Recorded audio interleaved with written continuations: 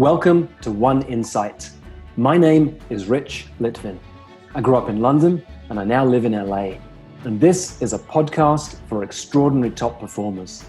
You see, I've coached some of the most successful and talented people on the planet. I see what most people cannot see, and I dare to say what most people wouldn't dare to say. And what I know about success is that on the other side of it, it can actually be lonely. You can feel like more of an imposter the more successful you become. And when you're the most interesting person in the room, you're actually in the wrong room. I coach around insight. Life looks one way, something happens, the world looks different, and your entire world changes. It can happen in an instant. And this podcast is called One Insight because a single insight can change everything. This was an interesting episode for me. Angela's been one of my clients for a few years. Angela, in 2007, saw a very inspiring man and said, hey, I like his message, I like what he's about. In 2008, she quit her job when everyone said, you're crazy, don't do that, to support this man as this senator who most people have never heard of, Barack Obama, Senator Barack Obama. She helped him with his campaign. When he became president of the United States, she spent 7 years in the White House as his personal aide.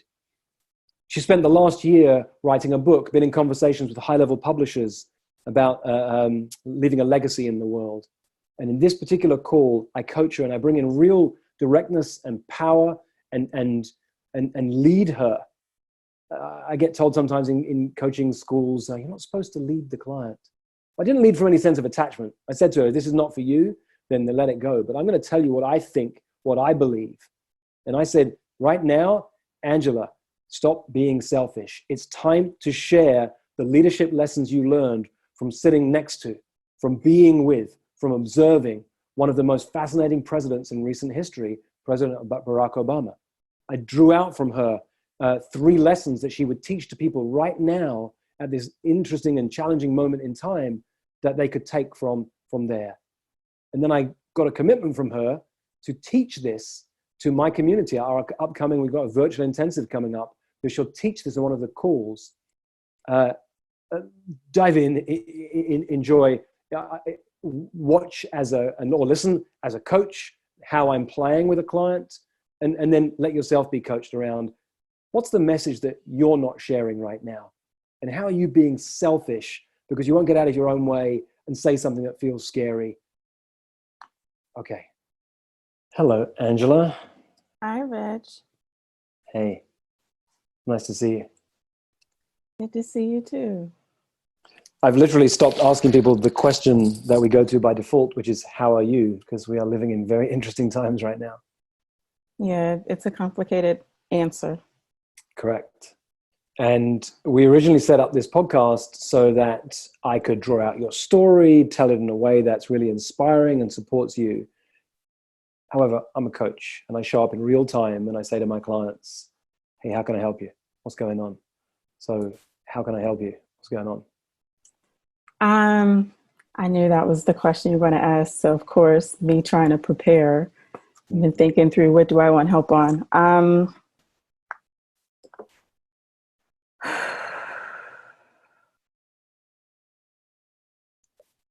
Well, I am in transition, which I feel like I've been transitioning for some time, but I have an end date for my job. And it feels a bit counterintuitive right now.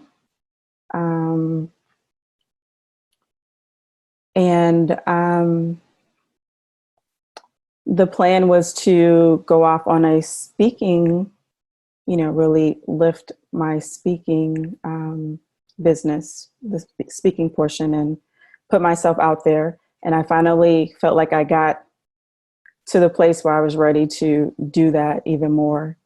And I texted you about a speech that I had that went really well. And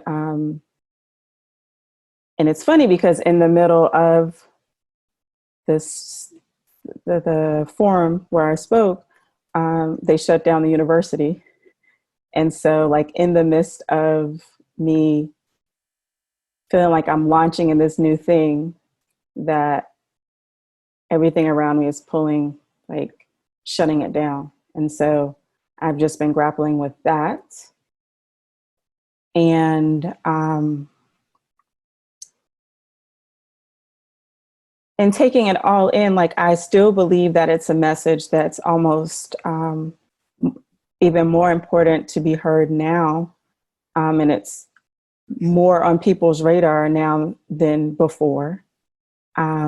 What's the message? Give me the heart of it in a sentence or so. So just the overarching question is, what's your legacy? And having people think about not waiting until the end of their life when they have more money, more time, more resources to leave their legacy. But you can do that now.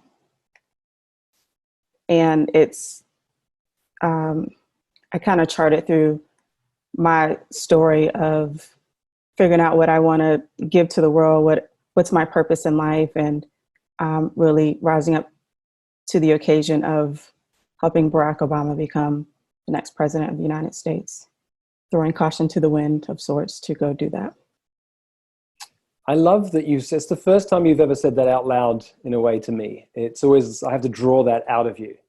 So for context, for everyone who's listening, back in 2007, Angela saw this person. Is that the year, right year? So I saw him in 2007, watched him, but didn't move until 2008.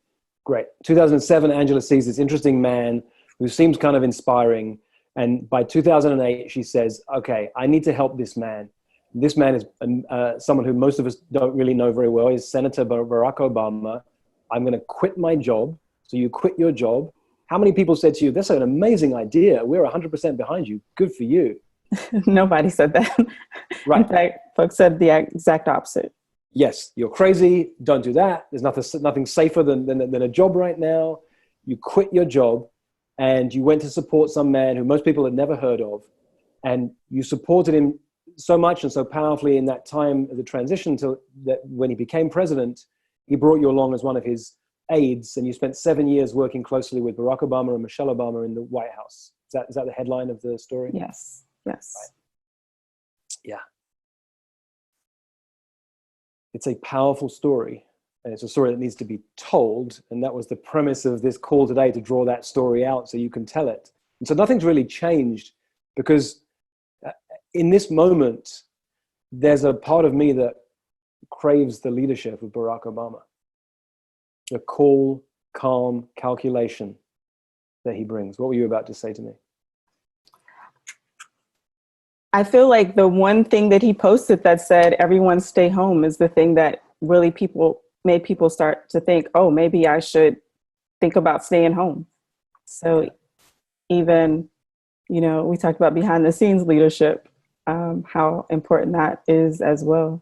Yeah, so there were two projects. When I first spoke to you about this, I'm so inspired by your story. You're a member of my community of leaders called 4PC. And it was like this idea of these two books. What's your legacy, and behind the scenes leadership. What's your legacy? This deeper idea. What are you here for? The story about why you quit everything to go and serve for a purpose that no one else believed in, and it turned out to be a really powerful purpose, making a difference. Politics aside, this is a woman who saw something important for her and said, I'm going to do it no matter what. All the naysayers, all the people saying that you must be crazy, you were a woman on purpose and you did what you needed to do. And then there's the other story about leadership from behind. You're an amazing person at helping high-level leaders to fly. And you've done it at the highest possible level by sitting in the White House.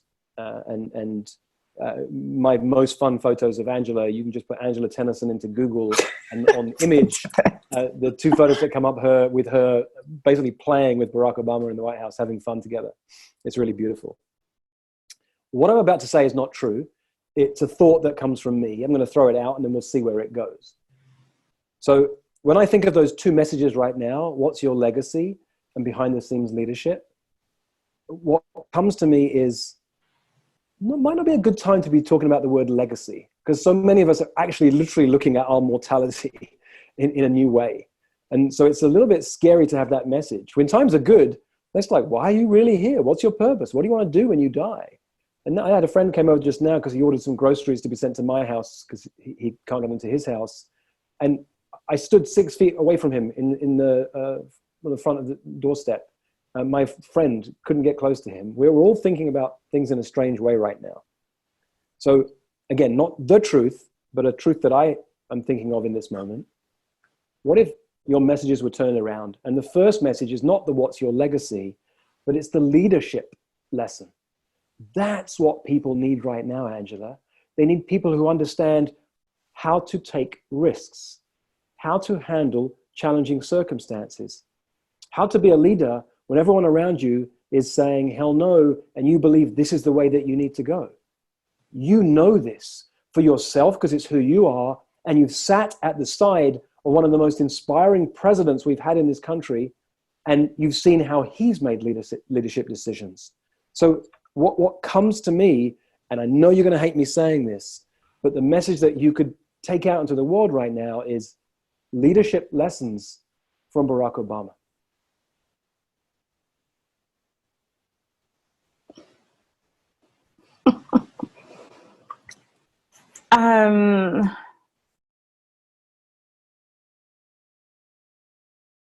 Yeah. So I'm going to talk to everyone else who's listening as if you're not here. So Angela's made up this story that if she shares some of the things that she was privy to in the White House, being alongside President Obama, that she's somehow letting him down. And I'm not talking about her breaking a confidence. What I'm talking about is she's sat with and next to and talked to and observed one of the highest level leaders on the planet. There are things that she has learned both for herself and for others in that experience. And so what I'm about to say is going to be edgy, but Angela, you're being really selfish not to share this stuff with the world. You really are. We need this right now. You just told me that the one message that he shared right now, because he's been very quiet, and I'm absolutely no doubt that's strategic, that the one message he shared, you feel made a massive impact. Well, he has reasons he can't be out in the world and saying too much right now. Let's not get into the politics of it, but I can see why he might choose not to say so much. But you can. And you can say things to an audience that are not his audience. They're yours. I'm craving to hear what you learned about leadership and what you can teach about leadership in this moment. We have an intensive coming up that we've had to shift. It can't be live and in person, but we're going to do it virtually. We're going to teach as much as we can. And I want you, and I'm telling you here in real time, I want you to do a 1-hour session with our community where you literally share the leadership lessons from Barack Obama. And here's what you can say. You can say, this is not how he thinks. This is how I think he thinks. This is not what he would do. This is what I would do. And one of the things that I've learned in my life and career is sitting in a room with the President of the United States. But it's only one. I also have the lessons I've learned about being a woman leader, about being a woman of color, about the struggles I've had, about the successes I've had. This is not his story. This is the bit I'm really talking really firmly in this way to kind of shake you out of that story about the breaking of confidence, or you're telling something that, well, how do I really know? You're not telling his story. You're telling Angela's story. And you're telling it in a way that we can hear, because now suddenly, I don't know who Angela Tennyson is. Why would I listen to her? And now I'm listening in because, Angela Tennyson is a person who helped Barack Obama get elected to the presidency, and she sat with him for 7 years, and she coaches and teaches and speaks and works with leaders and has been in business. Yeah, I want to learn from her. And you can serve, and if you don't, you're doing a disservice to the people who need your message right now. It took a long time to share all that. If you're listening, I know Angela, I know she trusts me. I trust her, but I felt I needed to really embody that as I said it. So I'm feeling a lot in this moment. How are you doing? I'm taking it in, and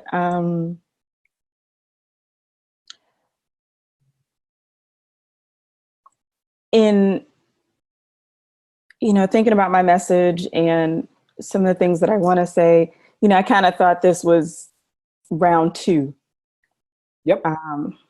You've heard me say before, what's the book that you want to write? And then what's the book you're scared to write? Yeah. This is the book, the message you're scared to write.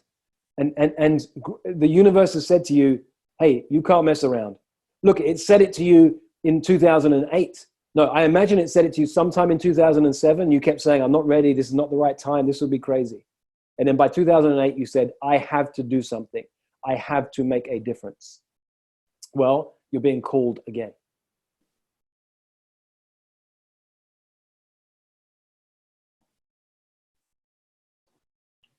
The other idea I've been thinking about around leaders in leadership is the need for people with good ideas or with good morals and ethics to stand up. And because my fear is that if those people don't stand in, like there's a gap, right? Yeah. And the wrong ideas and morals and ethics is going to fill the gap. Yep. Great message. What I'm talking about is a headline. The headline has people open their eyes, prick up their ears and go, well, that sounds interesting. Let me listen. And when they come through the door, you can teach them anything you want. If you're listening right now in your car, going for a walk, just shout out in this moment. Are you more interested to hear a message about the power of leaders who have good ethics and good morals and why it's important they step up? Or more interested to hear that someone who can give you leadership lessons from Barack Obama? And so right now, rippling out into the future, Angela, there are people in cars, there are people on walks, there are people at their house who are shouting out, holy shit, I don't care about leadership with morals and ethics, or that's interesting to me. But what's more interesting is this. It's what opens the door for you. And when they're through the door, they're there for you. You share whatever you want to share. So I'm really pushing you on this one because I think there's something in here that you're afraid of. And it's a gift right now to people. It's something they need. And you know how to do this. And you can, this isn't, how do I say this in a way that you can hear it? This isn't you saying, I'm sharing Barack Obama's most intimate thoughts with you. This is my insights. Leadership lessons from Barack Obama. Insights from a woman who served as his aide for 7 years. These are your insights. It just opens the door for people to say, oh, yeah, at this moment in time, look, it will be polarizing. There's probably people listening right now who are not fans of Barack Obama. I don't care about that. You're not trying to speak to everybody. You're speaking to your people. And there may be some people who are not fans of Barack Obama who say at this moment in time, you know what? I saw his calm, clear leadership, and I'm interested in knowing about that. Or I don't like who that person is, but if someone sat in the White House for 7 years, maybe there's one lesson I can take from that, and I'll put politics aside.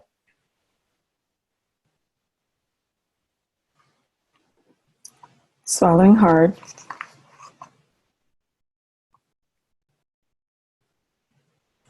I think I can wrap my mind around it if,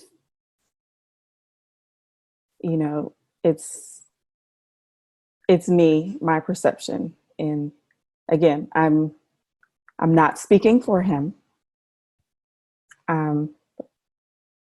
But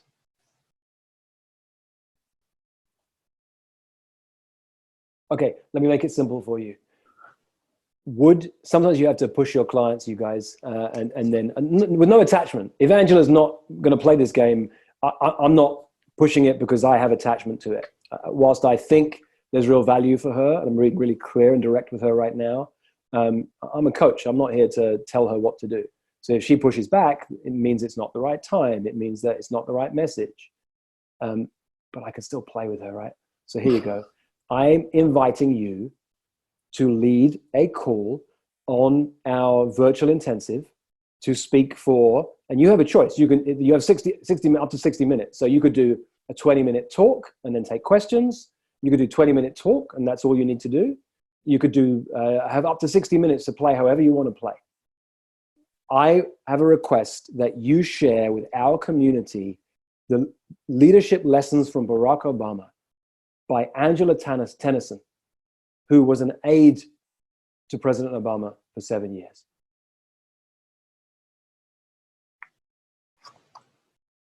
Hell yes, I'll do that. That feels like something I can do. Great.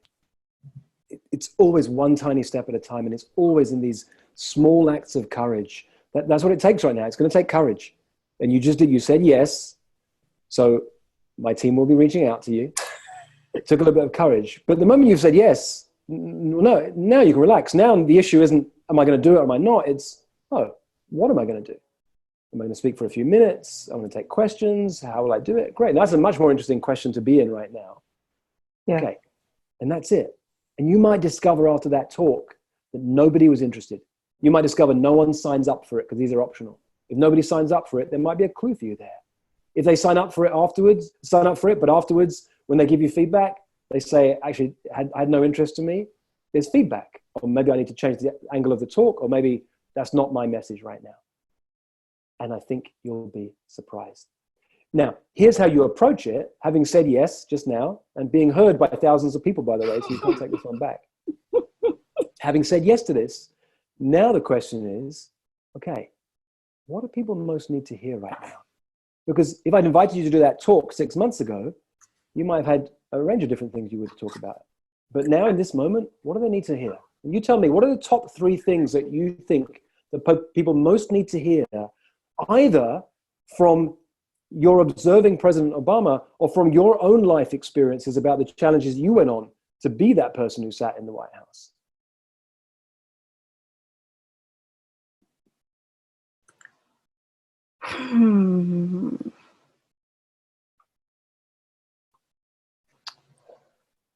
There's some level of preparation that comes to mind.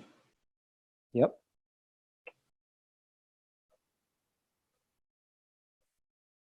Give me another one. There is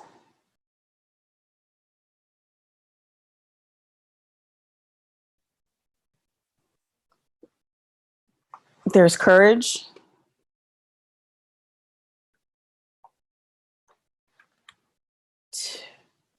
To say or do something unpopular.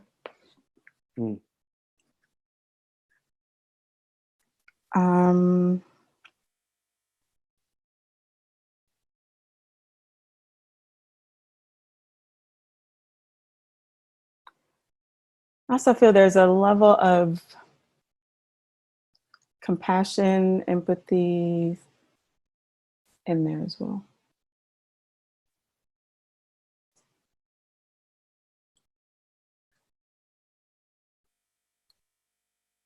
Okay, great. Let me tell you the titles of these 3. Here's what I hear.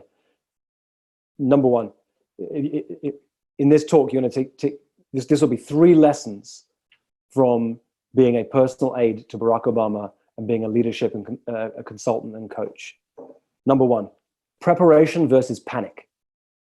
There's a lot of fear right now, and people go to panic. You know, and Barack Obama modeled it for us, the power of preparation in a world of panic. So number 1, the power of preparation in a world of panic. Number 2, the courage to do what's unpopular.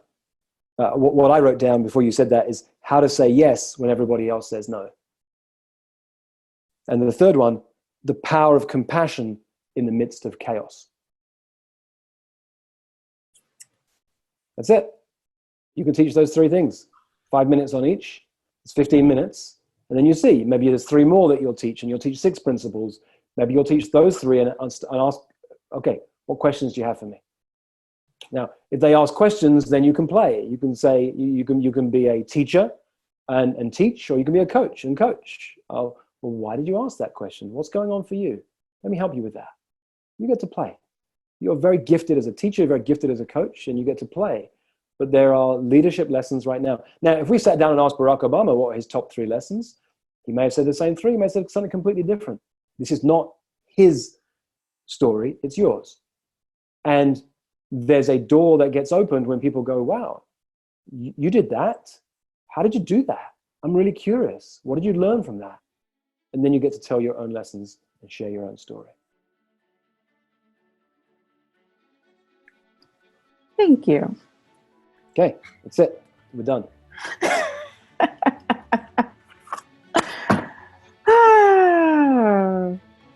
You got this. I believe in you. Thank you, Angela. Thank you, Rich. For most of human history, it wasn't called coaching, it was called leadership. And it's what I love to do, to coach people, to lead people, and to mess with people's thinking. If you'd like more of this, or if you'd like to learn more about our community of extraordinary top performers, go to richlitvin.com/oneinsight.